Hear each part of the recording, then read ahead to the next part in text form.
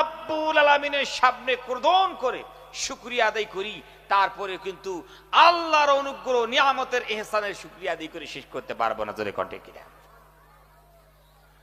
ভাইরা আমার ভাবনার জগতে একটু চলুন ভেবে দেখি, আমরা যখন মায়ের গর্ভে এসেছি, বয়স যখন 4টা মাস হয়ে গেল, 4 মাস বয়সে যখন পদার্পণ করলাম, আল্লাহ রাব্বুল আলামিনের পক্ষ থেকে একজন ফেরেশতা মায়ের গর্ভের মধ্যে এসে গেল।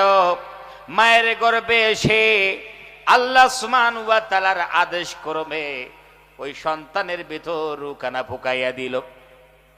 এখন বান্দারে তুমি হাত নড়াতে পারো, পা নড়াতে পারো, নড়াচড়া করতে পারো, তোমাকে এখন ক্ষুধা লাগলো, খাবারের প্রয়োজন হলো, বান্দারে বলো তো তোমাকে এখন কে খাওয়াবে? পৃথিবীর কোন মুখ্যমন্ত্রী মায়ের পেটের সন্তানের খাদ্য সরবরাহ করতে পারে না। কোন প্রধান মুখ্যমন্ত্রী, কোন খাদ্যমন্ত্রী, কোন ডক্টর, কোন মাস্টার, পৃথিবীর কোন পিতা মাতাও মায়ের পেটের খাদ্য সরবরাহ, মায়ের পেটের সন্তানের খাদ্য সরবরাহ করতে পারে না। জীবনে কেউ ভাবে নাই, কোন মুখ্যমন্ত্রী ভাবলো না, কোন প্রধানমন্ত্রী ভাবলো না, কোন খাদ্যমন্ত্রীও ভাবলো না। বান্দারে তোমার খাদ্য নিয়ে কেউ ভাবে নাই।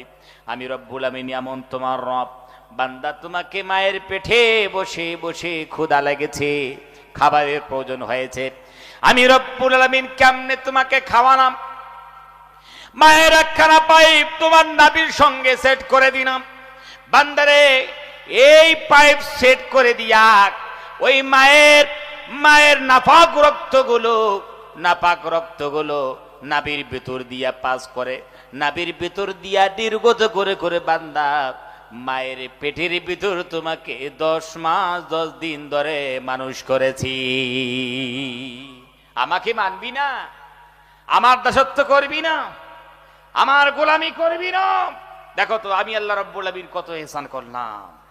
বান্দারে আমি আল্লাহ সুবহানাহু ওয়া তাআলা যদি তোমাকে খাদ্য না পৌঁছাতাম, তুমি দুনিয়া আর দেখতে পারতিস না। একটা গোশতের টুকরা হয় দুনিয়াতে তুমি চলে আসতে। জোরে কর ঠিক কিনা? আল্লাহ রাব্বুল আমিন এত ইহসান করলেন।